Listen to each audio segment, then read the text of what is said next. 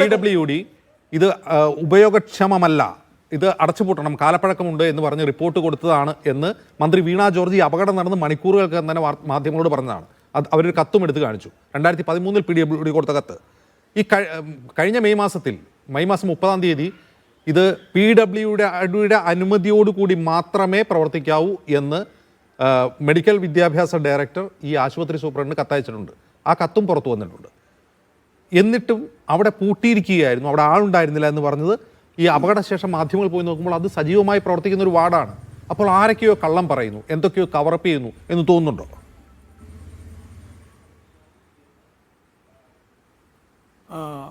അജിംസ്, എനിക്ക് ആദ്യം പറയാനുള്ളത് നമ്മുടെ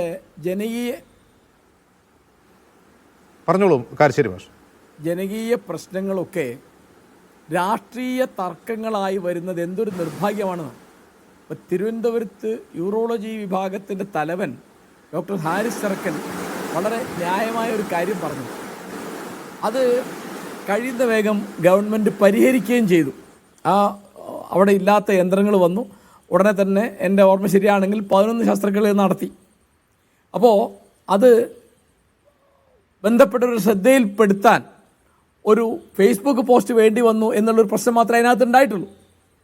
അപ്പോൾ അതൊരു രാഷ്ട്രീയ വിവാദമാവുക. ജനകീയ പ്രശ്നമാണ്. ജനങ്ങളുടെ ജീവൻ, ജനങ്ങളുടെ ആരോഗ്യം, അവരുടെ വേദന, അങ്ങനെ കാര്യങ്ങളില്ലേ. അപ്പോൾ അത് കഴിഞ്ഞപ്പോൾ 2 ദിവസം കഴിഞ്ഞപ്പോൾ കോട്ടയത്ത് ഒരു ബിൽഡിംഗ് ഇടിഞ്ഞു വീണിട്ട് പാവപ്പെട്ട ബിന്ദു എന്നൊരു സ്ത്രീ നിർഭാഗ്യവശാൽ മരിച്ചുപോയി. ഇതിൻ്റെ പുറത്ത് നമ്മൾ ഉണ്ടാക്കുന്നതെന്നാണ് അതൊരു UDF LDF BJP തർക്കമാവുന്ന എങ്ങനെ എനിക്ക് മനസ്സിലാവുന്നില്ല. ഇപ്പോൾ അവിടെ പെട്ടെന്ന് തന്നെ മന്ത്രിമാരെത്തി എന്ന് പറഞ്ഞാൽ രക്ഷാപ്രവർത്തനം എളുപ്പത്തിൽ നടക്കുകയാണ് വേണ്ടത്. അതിനെ ജാഗ്രതാക്കാനാണ് ആ സാന്നിധ്യം ഉപകരിക്കേണ്ടത്. നമ്മൾ TV യിൽ കണ്ട കാര്യങ്ങളനുസരിച്ച് അവിടെ അവർക്ക് കിട്ടിയ വിവരം അതായിരിക്കും. അവിടെ ആളെ അഡ്മിറ്റ് ചെയ്തിരുന്നില്ല എന്ന് മന്ത്രിമാർ പറഞ്ഞപ്പോൾ രക്ഷാപ്രവർത്തനം വൈകി എന്നാണ് നമ്മൾ വാർത്തയെ കാണുന്നത്. അത് സൂപ്രണ്ട് പറഞ്ഞ വിവരത്തിനനുസരിച്ചാണെന്ന് പറഞ്ഞാൽ അത് എനിക്ക് തെറ്റിപ്പോയി, അത് എന്നോട് ക്ഷമിക്കണം എന്ന് ഒരു വാക്ക് പറഞ്ഞാൽ ആ പ്രശ്നം തീരും. കാരണം മനഃപൂർവ്വം അങ്ങനെ മന്ത്രി പറയും എന്ന് ഒരു മന്ത്രിയും പറയില്ല. വാസവനോ വീണ ജോർജോ പറഞ്ഞ് ഞാൻ വിചാരിക്കുന്നില്ല. സൂപ്രണ്ട് പറഞ്ഞ വിവരമാണെന്ന് അദ്ദേഹം പറയുന്നു. ആ വിവരം തെറ്റാണ് എന്നുള്ള ഒരു വസ്തുതയാണ്. അപ്പോൾ തെറ്റായ വിവരം സൂപ്രണ്ട് പറഞ്ഞു, അത് ഏറ്റുപറയാനിടയായി. അത് എൻ്റെ അടുത്ത് മനുഷ്യന് തെറ്റുപറ്റില്ലേ? ഇവിടെ ഇപ്പോൾ ഏത് പാർട്ടിയാണെങ്കിലും ഏത് മുന്നണിയാണെങ്കിലും ഏത് മന്ത്രിയാണെങ്കിലും അവർക്ക് തെറ്റുപറ്റുന്നില്ല. അത് ന്യായീകരിക്കാൻ അവരുടെ പാർട്ടികളുണ്ട്, മുന്നണികളുണ്ട്, ചാനൽ ചർച്ചകളിലെ വക്താക്കളുണ്ട്. എനിക്ക് മനസ്സിലാവുന്നേയില്ല. അപ്പോൾ ഇത് നമ്മൾ എന്തിനു പുറത്താണ്? ഇപ്പോൾ ആ ബിന്ദുവിന് വേണ്ടിയാണ് നമ്മൾ സംസാരിക്കേണ്ടത്. നമ്മൾ ആർക്കെതിരായിട്ടാണ്, ആർക്കനുകൂലമായിട്ട് തർക്കിക്കുന്നത്? അപ്പോൾ ഈ തർക്കം കൊണ്ട് ആർക്ക് എന്താണ് ഗുണം? ഇപ്പോൾ ഹാരിസ് ചെറക്കലിനെതിരായിട്ട് നടപടി വരുന്നു എന്ന് പറഞ്ഞാൽ എന്തൊരു കഷ്ടമാണെന്ന് ആലോചിച്ച് നോക്കൂ. നടപടി വന്നെന്നല്ല ഞാൻ പറയുന്നത്. അങ്ങനെ ഒരു അന്തരീക്ഷം ഉണ്ടാവുന്നത് നാളെ ഒരാൾക്ക് സത്യം പറയാനുള്ള ആർജവം, ഊറ്റം,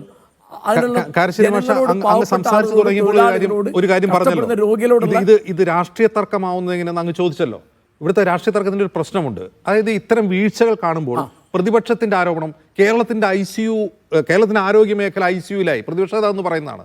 അതായത് പതിറ്റാണ്ടുകളായി വ്യത്യസ്ത സർക്കാരുകൾ ഭരിച്ച് കേരള സമൂഹത്തിന്റെ കോൺട്രിബ്യൂഷനോട് കൂടി നമ്മൾ പടുത്തുയർത്തിയ ഒരു മികച്ച ആരോഗ്യ സംവിധാനം ICUയിലാണെന്ന് പറയുമ്പോൾ അത് ഒരു സർക്കാരിനെതിരായിട്ടുള്ള വിമർശനം മാത്രമല്ല, നമ്മുടെ ആരോഗ്യ മേഖലയെ മൊത്തത്തിൽ ഇരുട്ടിൽ നിർത്തുകയാണ് പ്രതിപക്ഷം. അതല്ല, അതൊക്കെ അതിശയോക്തി ഉപയോഗിക്കുകയാണ്. ഈ രാഷ്ട്രീയത്തിൽ ഇതൊക്കെ വൈകാരികമാക്കുമ്പോൾ നമ്മൾ കാര്യത്തിൽ നിന്ന് അകന്നു പോവാണ്. ഇത് രാഷ്ട്രീയം എന്ന് പറയുന്നതും പൊതുജന സേവനം എന്ന് പറയുന്നതും സാമൂഹ്യ പഠനങ്ങൾക്ക് വിവേകം പ്രവർത്തിക്കേണ്ട ഒരു ഏരിയയാണ്. നമ്മുടെ ഇവിടെ മിക്ക സമയത്തും പ്രവർത്തിക്കുന്നത് വികാരമാണ്, വിചാരം കൂടിയല്ല, വിവേകം വരുന്നേ ഇല്ല മിക്ക സമയത്തും. അപ്പോൾ തീർച്ചയായിട്ടും നമ്മുടെ മെഡിക്കൽ കോളേജുകളിൽ വളരെ നന്നായിട്ട് പ്രവർത്തിക്കുന്ന ഒന്നാം തരം ഡോക്ടർമാരുണ്ട്. ഇപ്പോൾ ഹാരിസിനെ പോലെ ഒരു ഡോക്ടർ പ്രവർത്തിക്കുന്നത് ചെറിയ കാര്യമല്ലല്ലോ. അദ്ദേഹം ചില്ലറ ആണല്ലോ. ഇപ്പോൾ എനിക്ക് അദ്ദേഹത്തെ നേരിട്ട് അറിഞ്ഞുകൂടാ. ഈ കണ്ടത് വെച്ചിട്ടാണെങ്കിൽ അദ്ദേഹം രാഷ്ട്രീയമാണ് പറഞ്ഞെങ്കിൽ അദ്ദേഹം ഇടതുപക്ഷക്കാരനാണെന്ന് ഞാൻ മനസ്സിലാക്കുന്നത്. അദ്ദേഹം ജനങ്ങളോട് പ്രതിബദ്ധതയുള്ള ഒരു ഡോക്ടർ എന്നുള്ള നിലയ്ക്ക് തൻ്റെ ചുമതല എന്താണ്, തൻ്റെ ഉത്തരവാദിത്തം ആരോടാണെന്ന് കൃത്യമായിട്ട് അറിയുന്ന വളരെ യോഗ്യനായ ഒരു ഡോക്ടറാണ് അദ്ദേഹം. അങ്ങനത്തെ ഒരാൾ അവിടെ ഉണ്ട്. അതുപോലെ പലരും ഉണ്ടാവും.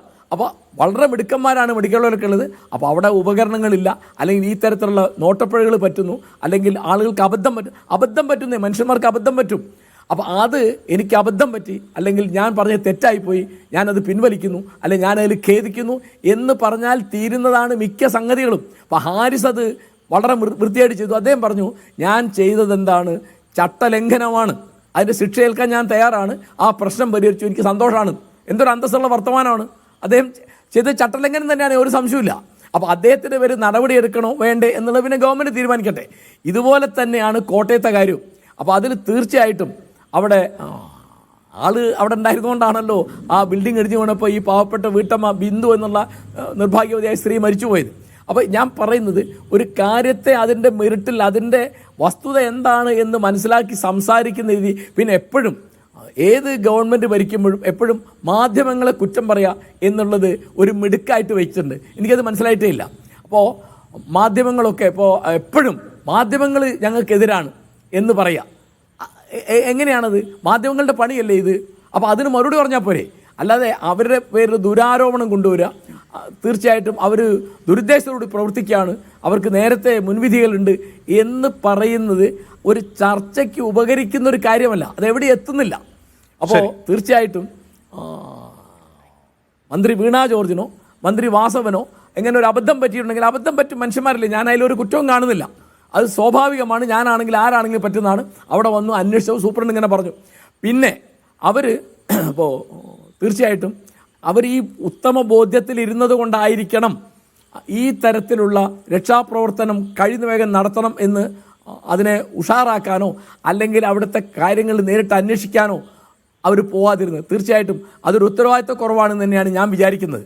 ഒരു മന്ത്രിക്ക്, 2 മന്ത്രിമാരും, പ്രത്യേകിച്ച് ശ്രീമതി ബഹുമാനപ്പെട്ട വീണ ജോർജ്, അവരുടെ വകുപ്പാണത്, ആരോഗ്യവകുപ്പ് മന്ത്രിയാണല്ലോ അവർ. പിന്നെ അവർക്ക് ഈ പറഞ്ഞ മാധ്യമപ്രവർത്തനം എന്താണെന്ന് അവർ യൗവനകാലം മുഴുവൻ പ്രവർത്തിച്ചതിൻ്റെ അനുഭവം അവർക്കുണ്ടാവും. അപ്പോൾ ആ തരത്തിലുള്ള ഒരു ഉത്തരവാദിത്വക്കുറവ് വന്നിട്ടുണ്ട് എന്ന് പറഞ്ഞാൽ എന്താ അതിൽ പ്രശ്നമുള്ളത്? അപ്പോൾ ഇതൊക്കെ ഇങ്ങനെ സംഭവിച്ചതല്ല പ്രശ്നം, അങ്ങനെ പറയുന്നതാണ് പ്രശ്നം എന്ന് വന്നാൽ നമ്മുടെ ചർച്ച, നമ്മുടെ രാഷ്ട്രീയ ബോധം, നമ്മുടെ പ്രത്യയശാസ്ത്ര ബോധം, നമ്മുടെ ജനങ്ങളോടുള്ള പ്രതിബദ്ധത, ഇതൊക്കെ തീർച്ചയായിട്ടും ദുർബലപ്പെട്ടു പോവും.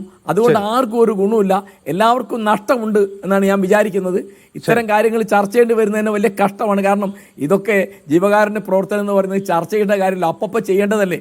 അവർക്ക് അന്വേഷിക്കണം, അല്ലെങ്കിൽ ഇനി നിർഭാഗ്യവശാൽ മരിച്ചു പോയെങ്കിൽ അവർക്ക് നഷ്ടപരിഹാരം കിട്ടണം, മാതൃകാപരമായി